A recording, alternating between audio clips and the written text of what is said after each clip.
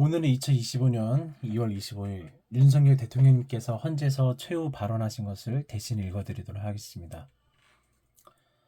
작년 12월 3일 비상계엄을 선포한 후 84일이 지났습니다. 살면서 가장 힘든 날들이었지만 감사와 성찰의 시간이기도 했습니다. 자신을 돌아보면서 그동안 국민들께 다분한 사랑을 받았다는 생각을 했습니다. 감사한 마음이 들면서도 국민께서 일하라고 맡겨준 시간에 제 일을 하지 못하고 있는 현실이 송구스럽고 가슴이 아팠습니다. 한편으로 많은 국민들께서 여전히 믿어주고 계신 모습에 무거운 책임감도 느꼈습니다. 국민 여러분께 죄송하고 감사하다는 말씀 먼저 드리고 싶습니다. 비상계엄을 선포하고 몇 시간 후 해제했을 때 많은 분들이 이해를 못했을 겁니다. 지금도 어리둥절해하는 분들이 있을 겁니다. 계엄이라는 단어에서 연상이 되는 과거의 부정적 기억도 있을 겁니다. 거대 야당과 내란 공작 세력들은 이런 트라우마를 악용해 국민을 선동하고 있습니다. 그러나 12월 3일 비상계엄은 과거의 계엄과는 완전히 다릅니다. 무력으로 국민을 억압하는 계엄이 아니라 계엄의 형식을 빌린 대국민 호소인 겁니다. 12월 3일 비상계엄 선포는 이 나라가 망국적 위기 상황에 처해 있음을 선언하는 것이고 주권자인 국민들이 상황을 직시하고 극복하는 데 함께 나서달라는 절박한 호소인 겁니다. 무엇보다 저 자신, 윤석열 개인을 위한 선택은 결코 아니었습니다. 이미 권력의 정점인 대통령 자리에 있습니다. 대통령에게 가장 편하고 쉬운 길은 힘든 일을 굳이 버리지 않고 사회 여러 세력과 잘 타협하고 모든 사람들에게 듣기 좋은 말을 하면서 임기 5년을 만연하게 보내는 것입니다. 욕심을 버리면 치열하게 싸울 일도 없고 어려운 선택을 할 일도 없어집니다. 저 개인의 삶만 생각한다면 정치적 반대 세력의 거센 공격을 받을 수 있는 이런 계엄을 선택할 이유가 전혀 없습니다. 저는 비상계엄을 결심했을 때 많은 어려움이 닥칠 것을 당연히 예감했습니다. 거대 야당은 제가 독재를 하고 집권 연장을 위해 계엄을 했다고 주장하고 있습니다. 내란죄를 씌우려는 공작 프레임입니다. 정말 그런 생각을 했다면 고작 280명의 실제 무장도 하지 않은 병력만 투입했겠습니까? 그리고 주말이 아닌 평일에 계엄을 선포하고 계엄 선포 후에 병력 이동을 시키도록 했겠습니까? 심판정 증거조사에서 드러난 사실이라면 그나마 계엄 해제 요구 결의 이전에 국회에 들어간 인원은 106명에 불과하고 본관에 들어간 병력은 15명입니다. 15명이 유리창을 깨고 들어간 이유도 자신들의 근무 위치가 본관인데 입구가 시민들이 막기 위해 충돌을 피하기 위해 불 꺼진 창문을 찾아 들어간 것입니다. 또한 국회 해제 요구 결의가 이뤄진 후에 즉시 모든 병력을 철수했습니다. 투입된 군의 병력이 워낙 소수이다 보니 국회 외곽 경비와 질서 유지는 경찰이 요청했습니다. 경찰은 인근 전장현 집회 대응 병력 300명을 국회 외곽에 보냈습니다. 부상당한 군인은 있었지만 일반 시민은 단 한 명도 피해 없었습니다. 처음부터 국방장관에게 이번 비상계엄의 목적이 대국민 호소용임을 분명히 밝혔습니다. 또한 국회 계엄 해제 요구가 신속히 뒤따를 것이므로 계엄 상태가 오래가지 않을 것이라고 했습니다. 하지만 그런 내용을 사전에 군 지휘관들에게 그대로 알릴 수는 없었습니다. 그래서 최소한의 병력을 실무장하지 않은 상태로 투입함으로써 군의 임무를 경비와 질서 위주로 확실하게 제한한 것입니다. 많은 병력이 무장 상태로 투입되면 아무리 조심하고 자제하라고 해도 군중과 충돌하기 쉽습니다. 그런 일이 발생하지 않도록 원천 차단한 것이고 실제 결과도 예상대로였습니다. 제가 소수의 병력, 비무장, 경험 있는 장병 이 세 가지를 장관에게 명확히 지시한 이유입니다. 그런데도 거대 야당은 이걸 내란이라고 주장하고 있습니다. 병력 투입 시간이 불과 2시간도 안 되는데 2시간짜리 내란이란 게 있습니까? 방송으로 전 세계, 전 국민에게 시작한다고 알리고 국회가 그만두라고 한다고 바로 병력을 철수하고 그만두는 내란을 보았습니까? 대통령이 국회를 장악하고 내란을 일으키려 했다는 주장은 어떻게든 대통령을 끌어내려고 하는 선동 공작입니다. 대통령의 법적 권한인 계엄 선포에 따라 계엄 사무를 하고 질서 유지 업무를 담당한 공직자들이 이러한 내란 무리 공작에 의해 고초를 겪고 있는 모습을 보면 가슴이 찢어집니다. 이분들이 대통령이 장기 독재를 위해 일을 했겠습니까? 대한민국의 현실에서 이러한 장기 독재를 상상도 할 수 없다는 사실을 잘 아는 사람들이고 이미 자기 분야에서 최고의 위치에 올라 더 바랄 것도 없는 분들입니다. 이분들은 대통령의 법적 권한에 따라 맡은 일을 수행한 것일 뿐입니다. 헌법재판관 여러분, 그리고 국민 여러분, 대통령의 자리에서 많은 정보를 가지고 국정을 살피다 보면 남들에게는 보이지 않는 것들, 겉으로는 잘 드러내지 않는 문제점들이 많이 보입니다. 당장은 괜찮아 보이더라도 얼마 뒤면 큰 위기로 닥칠 일들이 대통령의 시야에는 바로 들어옵니다. 서서히 솥 안의 개구리처럼 눈앞의 현실을 깨닫지 못한 채 벼랑 끝으로 가고 있는 나라의 현실이 보였습니다. 언제 위기가 아닌 때가 있었느냐 하는 분들이 있지만 그동안의 위기가 돌발, 편한 수준이었다면 지금은 총체적 시스템의 위기라는 점에서 차원이 완전히 다른 것입니다. 미국 트럼프 대통령은 취임 첫날 국가 비상사태를 선포하고 군을 투입했습니다. 미국이 비상사태인가에 대한 판단은 다를 수 있습니다. 하지만 불법 체류자와 마약 카르텔 등 당면한 위기에 맞서 국민들을 지키기 위한 대통령의 결단임은 분명해 보입니다. 자, 그렇다면 지금 우리나라의 현실은 어떻습니까? 국가 비상사태가 아니라고 단언할 수 있습니까? 북한을 비롯한 외부 주권 침탈 세력과 우리 사회 내부의 반국가 세력이 연계해 국가 안보와 계속성을 심각하게 위협하고 있습니다. 이들은 가짜뉴스, 여론 조작, 선전선동으로 우리 사회를 갈등과 혼란으로 몰아넣고 있습니다. 당장 2023년 적발된 민주노총 간첩단 사건만 봐도 반국가 세력의 실체를 쉽게 확인할 수 있습니다. 이들은 북한 공작원과 접선해 직접 지령을 받고 국가 군사시설 정보 등을 북한에 넘겼습니다. 북의 지령에 따라 총파업을 하고 미국 대통령 방한 반대 집회, 한미연합훈련 반대, 이태원 참사 반정부 시위 등을 펼쳤습니다. 심지어 북한의 지시에 따라 총선과 대선에 개입한 정황도 드러났습니다. 지난 대선 직후에는 대통령의 탄핵을 불시로 집필하면서 구체적인 행동 지령까지 내려왔습니다. 실제로 대통령 당선인이 취임하기도 전인 2022년 3월 26일 윤석열 선제 탄핵 집회가 열렸고 그때부터 2024년 12월 초까지 무려 178번의 대통령 퇴진 탄핵 집회가 열렸습니다. 이 집회에는 민주노총 산하, 건설노조, 언론노조 등이 참여했고 거대 야당들도 발언대에 올랐습니다. 결국 북한의 지령대로 된 것이 아닙니까? 요즘 세상에 간첩이 어딨냐고 말하는 분들도 있습니다. 하지만 간첩은 없어진 것이 아니라 대한민국의 자유민주주의를 무너뜨리는 체제 전복 활동으로 더욱 진화한 것입니다. 그런데 이러한 간첩 활동을 막는 우리 사회 방어망은 오히려 약해지고 곳곳에 구멍이 난 상태입니다. 지난 민주당 정권의 입법 강행으로 2024년 1월부터 국정원의 대공수사권이 박탈됐습니다. 간접단 사건은 노하우가 축적된 기관에서 장기간 치밀하게 수사해야 합니다. 그런데 제대로 준비할 시간도 없이 전문성과 경험이 부족한 경찰에 대공수사권이 넘어가 버렸습니다. 간첩이 활개치는 환경이 만들어진 것입니다. 게다가 애써 잡아도 재판이 장기간 방치되는 상황까지 발생하고 있습니다. 현재 재판이 진행 중인 간첩단 사건이 민노총 간첩단, 창원 간첩단, 청주 간첩단, 제주 간첩단 등 4건이나 됩니다. 그런데 청주 간첩단 사건은 1심 판결까지 29개월이 넘게 걸렸고 민노총 간첩단 사건도 1심 판결에 1년 6개월이 걸렸습니다. 이들은 구속기간 만료로 구속이 풀릴 때까지 버젓이 돌아다니고 있습니다.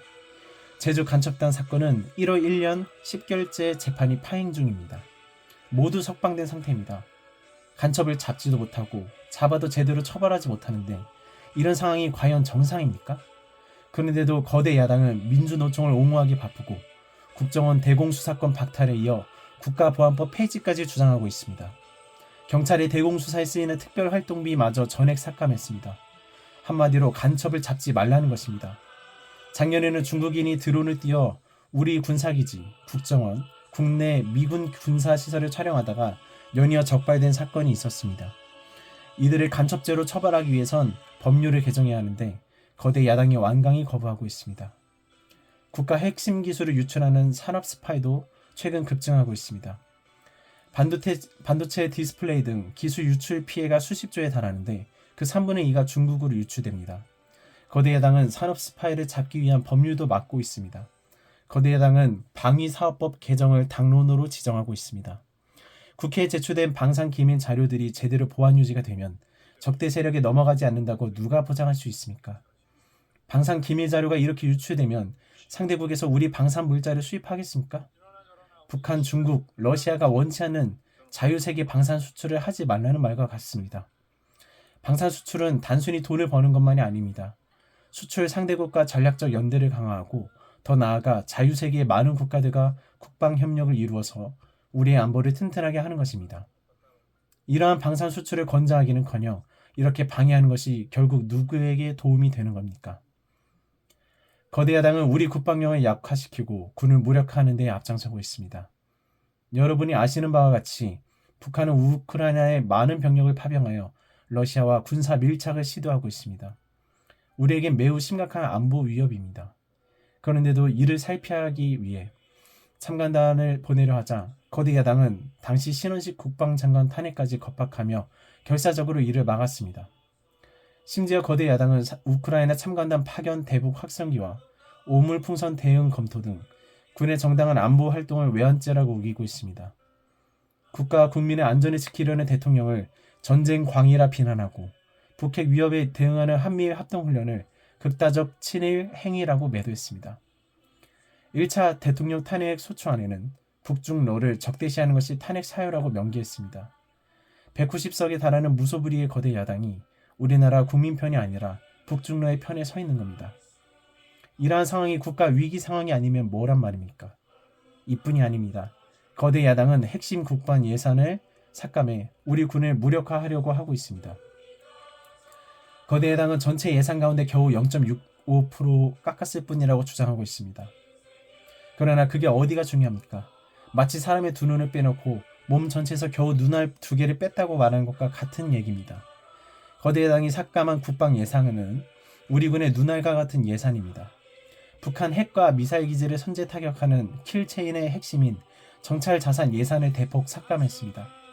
핵심 전력인 지휘, 정찰 사업의 예산을 2024년 대비 4,852억 감액했고 전술 데이터 링크 시스템, 성능 개량 사업은 무려 78%를 삭감했습니다. 우리 국민을 향해 날아오는 미사일을 한국형 미사일 방어 체계의 구축도 예산 삭감으로 개발이 중단될 위기에 처해 있습니다. 장거리 유도탄 사업을 위해 예산을 책정했지만 96%를 삭감하고 5억만 남겼습니다. 정밀 유도포탄 개발 사업은 84%를 삭감했습니다. 아무리 주먹이 세도 앞이 보이지 않으면 싸울 수 없듯이 감시 정찰이 없으면 아무리 좋은 무기도 무용지물이 되는 것입니다. 게다가 최근 북한의 드론 공격이 큰 위협으로 대두되고 있습니다. 드론 방어 예산 100억 가운데 무려 95억 5,400만 원을 깎아서 사업에 아예 중단을 시켰습니다. 도대체 누구의 지시를 받아서 이렇게 핵심 예산만 딱딱 골라 삭감했는지 저도 궁금할 지경입니다.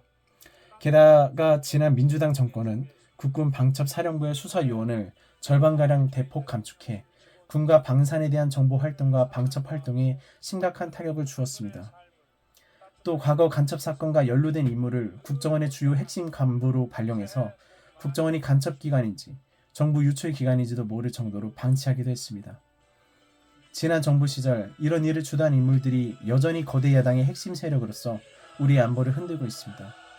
우리 정부 들어 국가정보원이 국가안보의 중추기관으로 거듭날 수 있도록 노력했고 국군 방첩사의 역량 보강을 위해 힘썼습니다만 아직 문제 뿌리를 다 드러내지 못했습니다. 부수곤 깨긴 쉬워도 세우고 만들기는 어렵고 시간이 많이 걸리기 때문입니다. 이런 상황이 겉으로는 멀쩡한 것처럼 보여도 실질적으로 전시 상황에 못지않은 국가 위기 상황이라고 저는 판단하고 있습니다. 거대 야당은 야당에 대한 대통령의 인식을 탓하기 전에 공당으로서 국가에 대한 책임 있는 자세와 신뢰를 보여주는 게 우선이라고 생각합니다. 저는 자유민주주의의 헌법 원칙, 국가 안보, 핵심 국익 수호만 함께한다면 어떤 정치 세력과도 기꺼이 대화하고 타협할 자세가 돼 있는 사람입니다. 나라와 국민을 위한 길에 좌파, 우파가 어디 있겠습니까?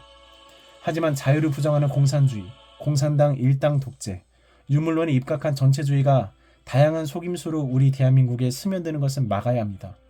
이런 세력과 타협하고 흥정해서는 안 된다고 생각합니다. 우리가 가치를 공유하지 않는 나라와도 교역할 수 있고 국제협력 상호 이익을 추구할 수도 있습니다. 하지만 우리 정치체제에 영향을 미치고 스며드는 건 막아야 합니다. 그것이 국방 안보만큼 중요한 요소입니다. 자유민주주의의 공당이라면 이런 세력을 옹호하고 손잡는 일은 절대 해서는 안 되는 것입니다. 재판관 여러분, 그리고 국민 여러분, 거대 야당은 제가 취임하기도 전부터 대통령 선제 탄핵을 주장했고 줄탄핵, 입법 폭주, 예산 폭거로 정부의 기능을 마비시켜 왔습니다. 거대 야당은 이러한 폭치까지도 국회의 정당한 권한 행사라고 강변하고 있습니다.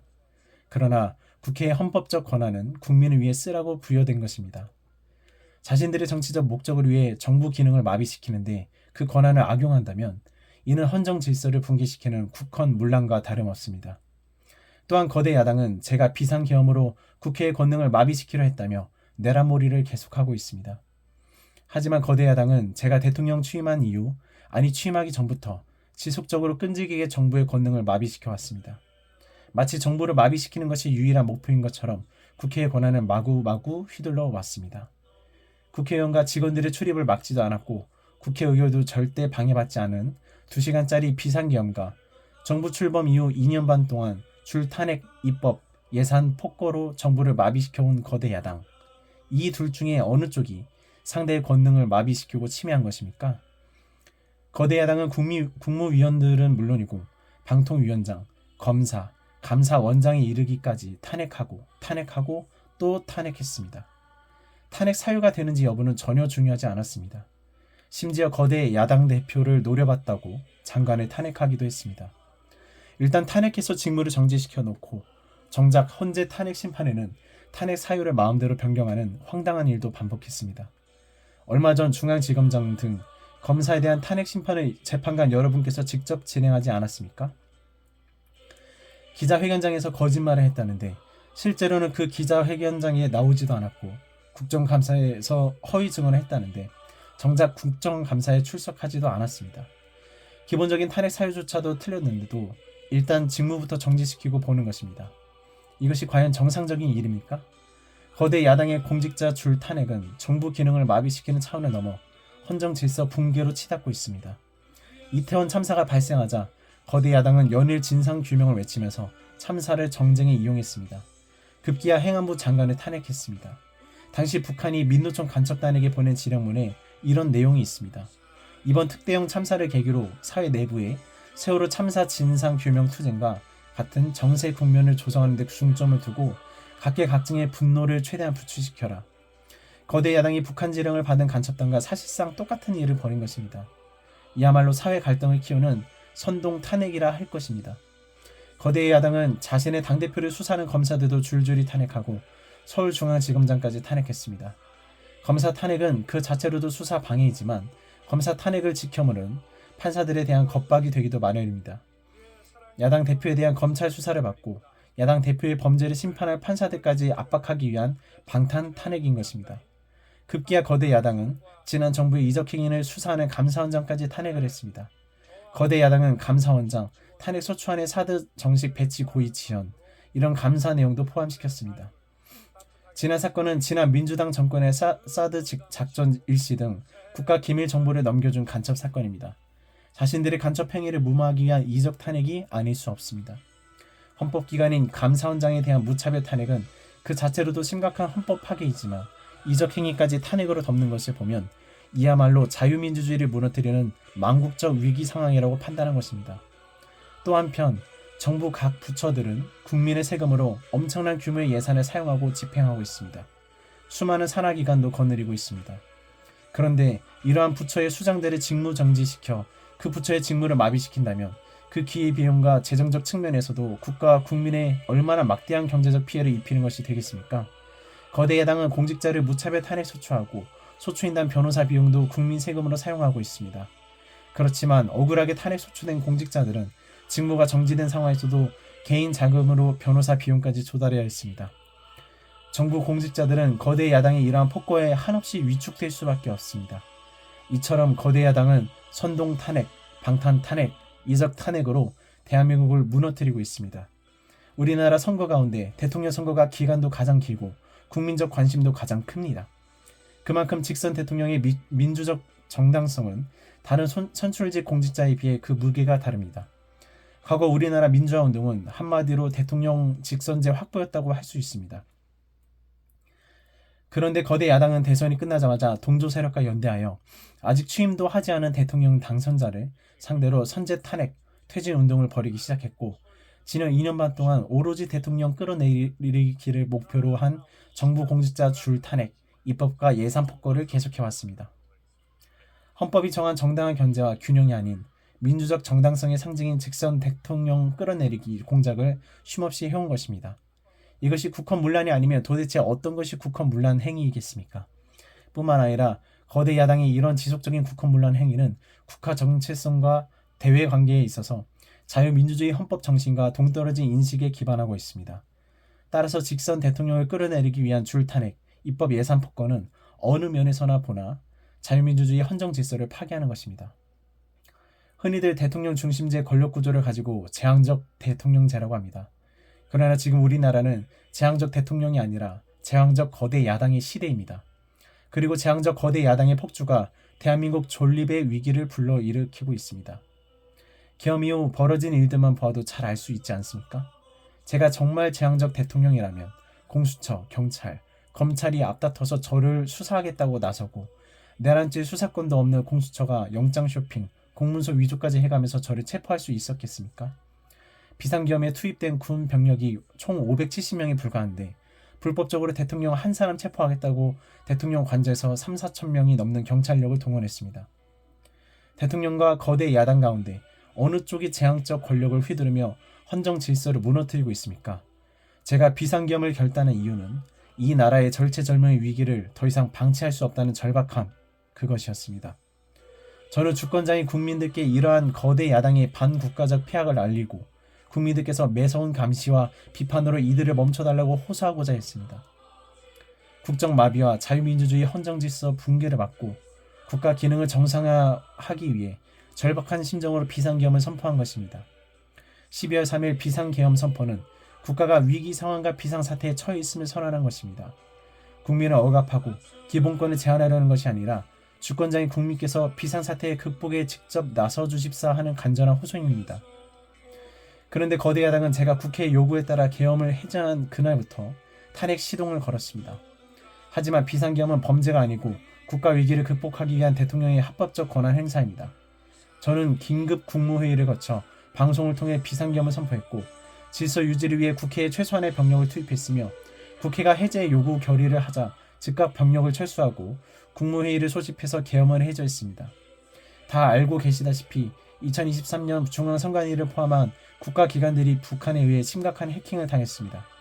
중앙선관위는 이 같은 사실을 국정원으로부터 통보받고도 다른 국가기관들과 달리 점검에 제대로 응하지 않았고 울며 겨자 먹기로 응한 일부 점검 결과 심각한 보안 문제가 드러났기 때문에 중앙선관위 정산 시스템 스크린 차원에서 소규모 병력을 보낸 것입니다. 선거의 공정과 직결되는 중앙선관위의 전산 시스템 보안 문제는 우리 자유민주주의 체제의 핵심 공공재이자 공공자산을 지키는 일이기 때문입니다. 더구나 선거 소송에서 드러난 다량의 가짜 부정 투표용지 그리고 투표 결과가 도저히 납득하기 어렵다는 통계학과 수리과학적 논거 등이 비추어 중앙선관위의 전산 시스템에 대한 투명한 점검 필요성이 꾸준히 제기되어 왔습니다. 이런 조치들이 어떤 부분이 내란이고 범죄라는 것인지 도대체 이해할 수가 없습니다. 비상계엄 자체가 불법이라면 계엄법은 왜 있으며 합동참모본부의 계엄관은 왜 존재합니까? 헌법재판관 여러분, 그리고 국민 여러분, 저는 2021년 6월 29일 처음으로 정치 참여를 선언했습니다. 대통령이라는 자리가 영광의 길이 아니라 형극의 길이라는 사실을 잘 알고 있었습니다. 대통령직을 아주 가까이에서 지켜보신 어떤 분은 우리나라 대통령직은 저주의 길이라면서 저를 만류하시기도 했습니다. 그러나 자유민주주의라는 헌정 질서가 무너지고 있는 상황에서 나라를 지키고 싶어 정치를 시작했습니다. 그때 정치 참여를 선언하면서 국민께 드린 약속이 있습니다. 우리의 미래를 짊어질 청년들, 국가를 위해 희생한 분들, 산업화에 일생을 바친 분들, 민주화에 헌신하고도 묵묵히 살아가는 분들, 성실하게 세금을 내는 분들, 이런 국민들이 분노하지 않는 나라를 만들겠다는 약속이었습니다. 청년들이 마음껏 뛰는 역동적인 나라, 자유와 창의가 넘치는 혁신의 나라, 약자가 기죽지 않는 따뜻한 나라, 국제사회와 가치를 공유하고 책임을 다하는 나라를 만들겠다고 국민께 약속을 드렸습니다. 거대 의석과 이권 카르텔이 나라의 주인 노릇을 하는 데 맞서 빼앗긴 주권을 되찾아 드리겠다고 국민 앞에서 다짐을 했습니다. 그날 이후 지금까지 단 한순간도 이 약속을 잊은 적이 없습니다. 국민의 선택을 받아 대통령이 된 후 이 약속을 지키기 위해 쉼없이 노력하고 또 노력했습니다. 무엇 하나 쉬운 일이 없었습니다. 글로벌 복합 위기로 인한 대외 환경의 어려움이 계속됐습니다. 지난 민주당 정부의 잘못된 소조성 정책과 부동산 정책은 우리 경제와 민생의 문제를 풀어가는데 계속 발목을 잡았습니다. 하지만 어떤 문제라도 노력하면 풀어낼 수 있다고 믿었고 실제로 우리 기업, 우리 국민과 함께 뛰면서 하나하나 문제를 해결할 수 있었습니다. 기쁘고 보람 있는 일도 많았고 부족하고 아쉬운 일도 있었습니다. 무엇보다 국가 안보와 국민 안전을 지키는 제복 입은 공직자에 대한 처우 개선 추진이 보람된 일이었습니다. 지난 민주당 정권은 반일 선동에만 열을 올렸지만 우리 정부에서는 1인당 GDP가 일본을 앞질렀고 우리 인구의 2배 반이 넘는 경제 강국 일본과 수출액 차이가 이제 불과 수십억 불 규모로 좁혀졌습니다. 20년 전에 비해 100분의 1, 지난 민주당 정부에 비해 수십분의 1로 줄어든 것입니다. 또 작년에 30번이나 열었던 전국 순회 민생 토론회 기억이 많이 납니다. 국민의 어려움을 직접 듣고 많은 일을 현장에서 해결해드리면서 국민과 같이 웃기도 했고 같이 울기도 했습니다. 수도권 영남, 호남, 충청, 강원, 제주까지 전국 모든 지역을 다니면서 지역 발전 방안을 함께 고민했습니다. 우리 국민들께서 전국 어디에 살든 공정한 기회를 누리며 행복하게 살 수 있도록 만들어서 진정한 국민 통합을 이루고 싶었습니다. 다시 그렇게 일할 기회가 있을까? 마음이 아립니다. 1박 4일의 살인적 일정으로 미국에 가서 한미일 캠프 데이비드 선언을 발표했을 때는 정말 보람이 컸고 마음도 든든했습니다. 방산 수출의 물꼬를 트고 팀 코리아가 체코 원전 건설 사업의 우선 협상 대상자로 선정됐을 때는 뛸 듯이 기뻤습니다. 아쉬웠던 순간도 떠오릅니다. 기업과 국민들에게 꼭 필요한 법안들은 하염없이 뒤로 밀어놓고 거부권을 행사할 수밖에 없는 위헌적 법안, 핵심 국익에 반하는 법안들이 야당 단독으로 국회에서 일사천리로 통과될 때는 정말 답답했습니다. 국방, 치안, 민생을 위해 꼭 필요한 아킬레스건 예산들이 삭감됐을 때는 막막한 심정이 들었습니다. 지금 저는 잠시 멈춰 서 있지만 많은 국민들, 특히 우리 청년들이 대한민국이 처한 상황을 직시하고 주권을 되찾고 나라를 지키기 위해 나서고 있습니다. 비상감염의 목적이 망국적 위기 상황을 알리고 헌법 제정 권력인 주권자들께서 나눠주시기를 호소하고자 하는 것이었는데 이것만으로도 비상기염의 목적을 상당 부분 이루었다는 생각이 듭니다. 저의 진심을 이해해 주시는 우리 국민, 우리 청년들에게 진심으로 감사의 말씀을 드리고 싶습니다. 제가 직무에 복귀하게 되면 나중에 또다시 계엄을 선포할 것이라는 주장도 있습니다. 터무니없는 이야기입니다. 계엄의 형식을 빌린 대국민 호소로 이미 많은 국민과 청년들께서 상황을 직시하고 나라 지키기에 나서고 계신데 계엄을 또 선포할 이유가 있습니까? 결코 그런 일은 없을 것입니다. 헌법재판관 여러분, 그동안 심판정에서 다뤄진 쟁점들 가운데 2가지 쟁점에 대해서만 간략하게 말씀드리고자 합니다. 세세한 사실관계를 언급하기보다 상식의 선에서 간단히 말씀을 드리겠습니다. 우선 제가 국회의원을 체포하거나 본회의장에서 끌어내라고 했다는 것입니다. 정말 터무니없는 주장입니다. 상식적으로 이렇게 해서 도대체 뭘 어떻게 하겠습니까? 의원들을 체포하고 끌어내서 계엄 해제를 늦추거나 막는다 한들 온 국민과 전 세계가 지켜보고 있는데 그 다음에 뭘 어떻게 하겠습니까? 계엄 당일 국회의장의 발언대로 국회는 어디서든 본회의를 열어서 계엄 해제를 의결할 수도 있습니다. 영화나 소설에는 나오기도 하지만 현실적으로 이런 일을 하려면 군으로 국가를 완전 장악하는 계획과 정치 프로그램을 갖고 있어야 합니다. 그런데 실제 상황이 그랬습니까? 계엄 사무를 담당할 주요 지휘관들이 비상계엄 직전에 어디에 있었는지 심판정 증거조사에서 다 드러났습니다. 장관 재가를 받아 지방 휴가를 가거나 부부 동반 만찬, 간부 만찬 회식을 하다가 계엄이 선포된 직후에야 국방부 장관으로부터 업무 지시를 받았습니다. 준비된 치밀한 작전 계획이나 지침이 없었기 때문에 혼선과 허술함도 있었습니다. 국방부 장관이나 지휘관들이나 경험이 풍부한 군사 전문가들인데 왜 이랬겠습니까? 12월 3일 계엄 선포는 계엄 형식을 빌린 대국민 호소이고 과거 계엄과 다른 것이었기 때문입니다. 이미 민주주의를 수십 년 경험하고 몸에 밴 우리 50만 군이 임기 5년 단임 대통령의 사병 역할을 할 리가 있겠습니까? 제가 비상계엄을 선포한 이유는 오로지 주권자인 국민들에게 국회의 망국적 독재로 나라가 위기에 빠졌으니 이를 인식하시고 감시와 비판의 견제를 직접 해주십사 하는 것이었습니다. 공화국의 대의제 위기에 헌법 제정 권력인 주권자가 직접 나서달라는 호소였습니다. 의원을 체포하거나 끌어내라고 했다는 주장은 국회의 280명의 질서 유지 병력만 계획한 상태에서 전혀 앞뒤가 맞지 않는 이야기입니다. 국회가 비어있는 주말도 아니고 회기 중인 평일에 이런 병력을 정말 말이 안 되는 이야기입니다. 국회의원만 300명이고 국회 직원들과 보좌진을 합치면 몇천 명이 넘습니다. TV 생중계를 보더라도 계엄 선포 후 얼마 지나지 않고 이미 국회 경내에는 본관에는 수천 명의 국회 관계자와 민간인들이 들어왔습니다. 실제로 계엄 선포 후 1시간 30분이 지나서야 질서 유지 병력이 도착하였고 국회 경내에 진입한 병력이 106명, 본관에 들어간 병력이 겨우 15명인데 이렇게 극소수 병력을 투입해놓고 국회의원을 체포하고 끌어내라는 게 말이 되겠습니까? 게다가 의결 정족수가 차지 않았으니 본회의장에 들어가서 의원들을 끌어내라고 했다는데 의결 정족수가 차지 않았으면 더 이상 못 들어가게 막아야지 끌어낸다는 것은 상식에 반합니다. 본관에 진입한 군인들은 본회의장이 어딘지도 몰랐다고 합니다. 무엇 하나 말이 되지 않습니다. 단 한 사람도 끌려나오거나 체포되는 일이 없었으며 군인이 민간인에게 폭행당한 일은 있어도 민간인을 폭행하거나 위해를 가한 일은 단 한 건도 없었습니다. 실제로 일어나지도 않았고 일어날 수도 없는 불가능한 일에 대해 이런 주장을 하는 것은 그야말로 호수 위에 비친 달빛을 건져내려는 것과 같은 허황된 것입니다. 거대 야당은 대통령의 헌법상 권한에 기해서 선포된 계엄을 불법 내란으로 둔갑시켜 탄핵 소추를 성공시켰습니다. 그리고는 헌법재판소 심판에서는 탄핵 사유에서 내란을 삭제하였습니다. 그야말로 초유의 사기 탄핵이 아닐 수 없습니다. 내란이냐 아니냐는 긴 시간의 복잡한 심리를 통해 가려지는 것이 아닙니다. 내란이냐 아니냐는 판례에서 보듯이 실제 일어난 일과 진행된 과정에서 드러난 결과로 판단하는 것이고 누가 봐도 쉽게 바로 알 수 있어야 내란이라고 할 수 있는 것입니다. 거대 야당과 소추단이 헌재 심판 대상에서 내란을 삭제한 이유는 심리 시간을 단축시키려는 것이 아니라 내란의 실체가 없기 때문입니다. 더구나 12월 3일 계엄은 발령부터 해제까지 역사상 가장 빨리 종결된 계엄입니다.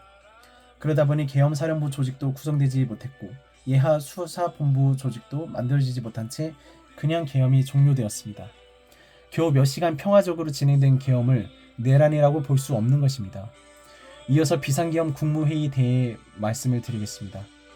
계엄 당일 국무회의는 국무회의로 볼 수 없다는 주장이 있습니다.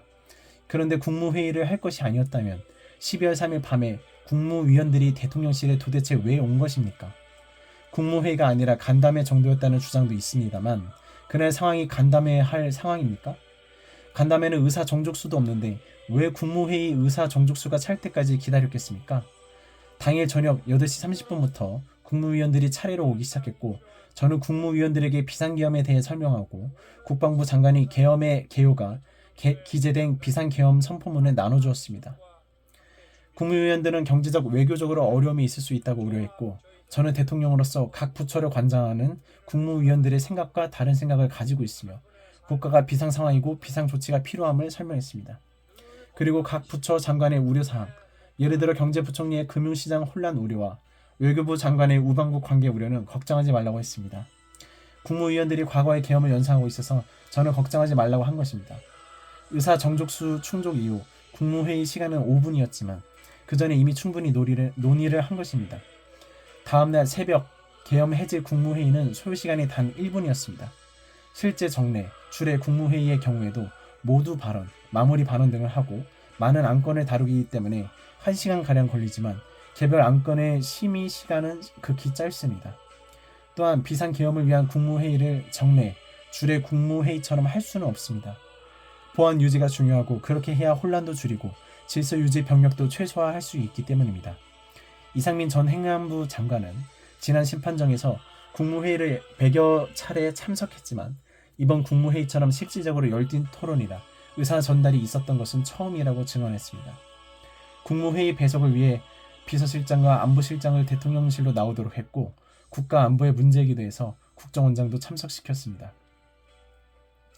1993년 8월 13일 김영삼 대통령께서 긴급 재정경제명령으로 금융실명제를 발표했을 당시에도 국무위원들은 소집 직전까지 발표한다는 사실 자체를 몰랐고 국무회의록도 사후에 작성됐습니다.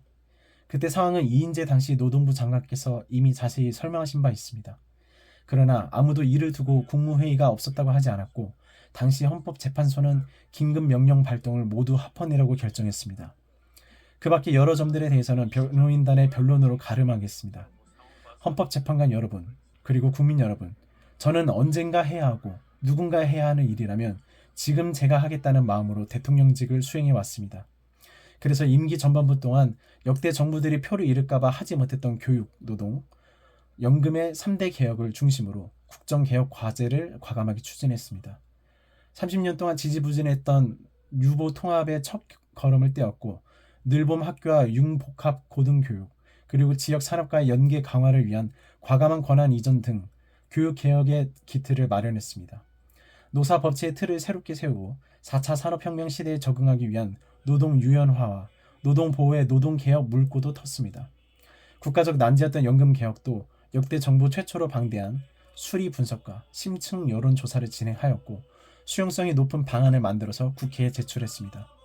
대통령 임기 초반에는 국민과 유권자에게 약속한 공약과 국정과제의 실천, 민생에 영향이 큰 사회개혁의 추진이 우선이었기 때문에 이러한 스케줄에 맞춰 일해온 것입니다. 어느 정권이나 임기 초기에는 선거 공약과 국정과제 이행이 우선이므로 정치개혁에는 신경 쓸 여력이 없습니다. 그러다가 전직 대통령들의 5년 임기가 금방 다 지나갔고 변화된 시대에 맞지 않는 87 체제가 여전히 유지되고 있습니다. 정치는 국민을 불편하게 만들고 국가의 발전을 가로막고 있습니다. 또 국가의 미래를 결정하는 일에 미래의 주역인 청년들이 참여할 수 있도록 정치와 행정의 문턱을 더 낮춰야 합니다. 제가 직무에 복귀하게 된다면 먼저 87 체제를 우리 몸에 맞추고 미래 세대에게 제대로 된 나라를 물려주기 위한 개헌과 정치개혁의 추진에 임기 후반부를 집중하려고 합니다. 저는 이미 대통령직을 시작할 때부터 임기 중반 이후에는 개헌과 선거제 등 정치개혁을 추진하겠다는 계획을 가지고 있었습니다. 현직 대통령의 희생과 결단 없이는 헌법 개정과 정치개혁을 할 수 없으니 내가 이를 해내자고 생각했던 것입니다. 저는 여러 전직 대통령들이 후보 시절 공약하고도 이행하지 못한 청와대 국민 반환도 당선 직후 바로 추진하고 이행한 바 있습니다. 자녀 임기에 연연하지 않고 개헌과 정치개혁을 마지막 사명으로 생각하여 87 체제 개선에 최선을 다할 것입니다. 국민의 뜻을 모아 조속히 개헌을 추진하여 우리 사회의 변화에 잘 맞는 헌법과 정치 구조를 탄생시키는 데 신명을 다하겠습니다. 개헌과 정치개혁 과정에서 국민 통합을 이루는 데도 노력을 다할 것입니다. 결국 국민 통합은 헌법과 헌법 가치를 통해 이루어진 만큼 개헌과 정치개혁이 올바르게 추진되면 그 과정에서 갈라지고 분열된 국민들이 통합될 것이라고 믿습니다. 그렇게 되면 현행 헌법상 자녀 임기에 연연해야 할 이유가 없고 오히려 제게는 크나큰 영광이라고 생각합니다. 그리고 국정 업무에 대해서는 급변하는 국제 정세와 글로벌 복합 위기 상황을 감안하여 대통령은 대외 관계에 치중하고 국내 문제는 총리에게 권한을 대폭 넘길 생각입니다. 우리 경제는 다른 어느 나라보다 대외 의존도가 매우 높습니다. 특히 미국 트럼프 행정부 출범 이후 국제 질서의 급변과 글로벌 경제, 안보의 불확실성에 크게 영향을 받을 수밖에 없습니다. 지금 우리가 국가 노선을 어떻게 선택하느냐에 따라 위기가 기회가 될 수도 있고 돌이킬 수 없는 재앙을 맞을 수도 있습니다. 글로벌 중추 외교 기조로 역대 가장 강력한 한미 동맹을 구축하고 한미일 협력을 이끌어냈던 경험으로 대외 관계에서 국익을 지키는 일에 매진하겠습니다. 존경하는 헌법재판관 여러분, 먼저 촉박한 일정의 탄핵 심판이었지만 충실한 심리에 애써주신 헌법재판관님들께 깊이 감사드립니다. 이번 심리는 내란 탄핵에서 내란 삭제를 주도한 소추단 측이 제시한 쟁점 위주로 이루어지게 되었고 그러다 보니 제가 12월 3일 비상계엄을 선포한 이유와 불가피성에 대해서는 충분히 설명드릴 시간이 부족했다고 생각합니다. 서면으로 성실하게 관련 자료를 제출하였으니 대통령으로서 고뇌의 결단을 한 이유를 깊이 생각해 주시기 바랍니다. 또 많은 국가 기밀 정보를 다루는 대통령으로서 재판관님들께 모두 설명드릴 수 없는 부분에까지 재판관님들의 지혜와 해안이 미칠 것이라 믿습니다. 다시 한번 재판관님들의 노고에 감사드립니다. 사랑하는 대한민국 국민 여러분, 국가와 국민을 위한 계엄이었지만 그 과정에서 소중한 국민 여러분께 혼란과 불편을 끼쳐드린 점 진심으로 죄송스럽게 생각합니다. 저희 구속 과정에서 벌어진 일들로 어려운 상황에 처한 청년들도 있습니다. 옳고 그름에 앞서서 너무나 마음이 아프고 미안합니다. 저는 대통령에 출마할 때 나라를 위해 목숨을 바치겠다고 결심했습니다. 지난 12월 3일 계엄과 탄핵 소추 이후 엄동설안에 저를 지키겠다며 거리로 나선 국민들을 보았습니다. 저를 비판하고 질책하는 국민들의 목소리도 들었습니다. 서로 다른 주장을 하고 있지만 모두 대한민국을 사랑하는 마음이라고 생각합니다. 부족한 저를 지금까지 믿어주시고 응원을 보내주고 계신 국민 여러분께 진심으로 감사드립니다. 저의 잘못을 꾸짖는 국민의 질책도 가슴에 깊이 새기겠습니다. 새로운 대한민국으로 도약하는 디딤돌이 될 수 있도록 모든 노력을 다하겠습니다. 감사합니다.